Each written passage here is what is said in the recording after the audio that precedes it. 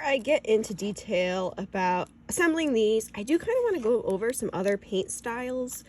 If you just want to go with a really plain wood look and you still want to be able to see the grains, they do make these types of alcohol ink markers, I call them. I will include a link if you want these ones that I purchased, but you can kind of see here as we can still see the wood grain, and they look really nice. I just leave my backs blank, but it is an option if you don't want to do spray paint. So that is, and it's non-toxic, so that's a totally valid option for you. I have my ornament here. I use these little pokey tools. I get them right from the dollar store. And I just kind of pop the pieces out like this. And there we go. We have these completed. So there are a couple different backer styles. I have the fun paw prints. I have the solid ones. You can mix or match. I mean, these ones to me kind of don't, I mean, I guess they could be kind of fun for this style. Again, you can like totally pick and choose which ones you want, but that's the fun part about these backers is you can be creative, do different things, make your stuff really unique, and have a fun time with them. For this one though, I'm just going to use a plain, I'm trying to remember which backers I even rigged for these. I'm going to just use this brown one. All you do is you peel them. This is why I really like that 3M back, is you just peel, and it makes it so much easier. Did I forget a piece there? Yes, I did. There we go. So, and then you just kind of stick it. Again, I should make a jig for these. I do so many of them, but, and there we go. We got our ornament. And for these two-tone ones, kind of what I call them, I'm just going to follow the same process. I'm just going to kind of peel them. I am not the most graceful person if you haven't realized this. Right, peeling. Right, it's peeled. And then I'm just going to be sticking it on a backer. I should really do a jig. I'm just going to keep saying that throughout this whole video because that would just make this so much easier because I do so many of them. So we have our two-tone, and then we have the inner area. I can't even remember which ones I was going to go with.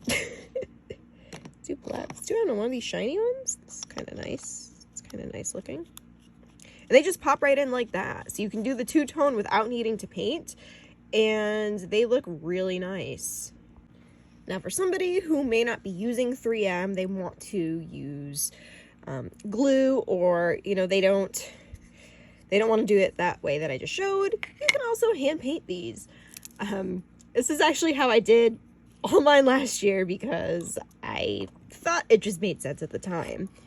The only thing with this method is, and I just, you know, kind of try to go around the outline, is it is very time consuming. However, you do kind of get a really nice finish with these paint strokes that you wouldn't get with spray paint or even alcohol pens. So again, it's personal preference. Just make sure if you are hand painting that you add that to your pricing, that you're not spending all this time doing these beautiful hand painted things and then you price it really low. For the inner layer, I'm just using this green, and I'm just going to kind of follow suit. That's all good. The other cool thing is if you even like make like little splotches or mistakes, you're going to have a whole layer on top of it. So try not to like worry too much. Also, if your area is anything like mine, people love that whole unique flare. Trying to make it all go in the right direction so it's, and you can also add another layer. Unfortunately, that will add time to your production. But even if it looks a little messy like this does right now, let it dry, and then you probably won't even notice with the tops on. So don't worry about it. I'm just gonna kind of show you. It's like if you put it over that, I mean, you would never know. You would never know that, you know, that's a little bit messy. It's fine because you have this whole area to cover it. So again, that is totally an option for you if you want to hand paint these and you don't want to go with the method I showed. So for all the pets, my uncle actually got these. They're cute little paw prints. I just cut them. Some people, they just like leave it like that. You can also do it like this. It's kind of hard to do. You can kind of teeter it so you have like a little, you know, like a ribbon thing like this. Again, it's up to you, personal preference, whatever you want to do. I'm just gonna do it for this purpose. Yeah, so here we go. I have this like twine that I got a while ago. I was using all these wooden beads, and then I just kind of guesstimate. Here, I'm kind of get them to be a little bit even here. So, right, there we go. I got my 2 right here. And then what I usually do is I pull them through like this.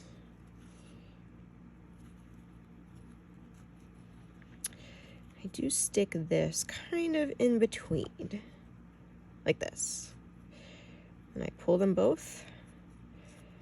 And the reason, might have to kind of adjust it. You want to make sure you pull it tight enough because then sometimes these can pop out. And then what I usually do, just as a precaution, is I just tie it to make sure that's not going anywhere. I don't want that going anywhere.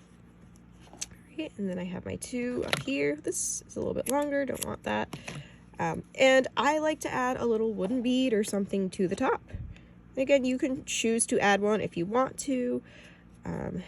Unfortunately, the twine I have, it does fray quite a bit, so it can make it difficult at times.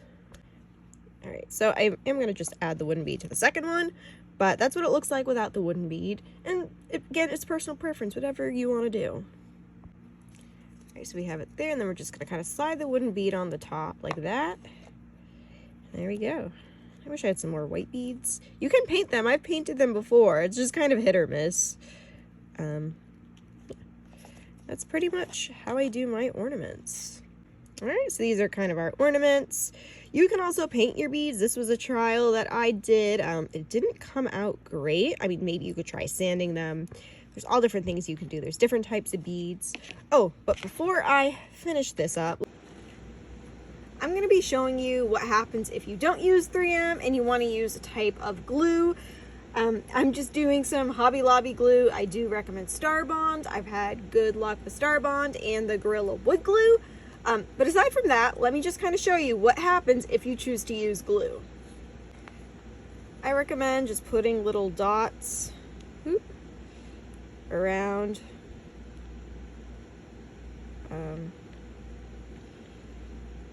Try to get different areas.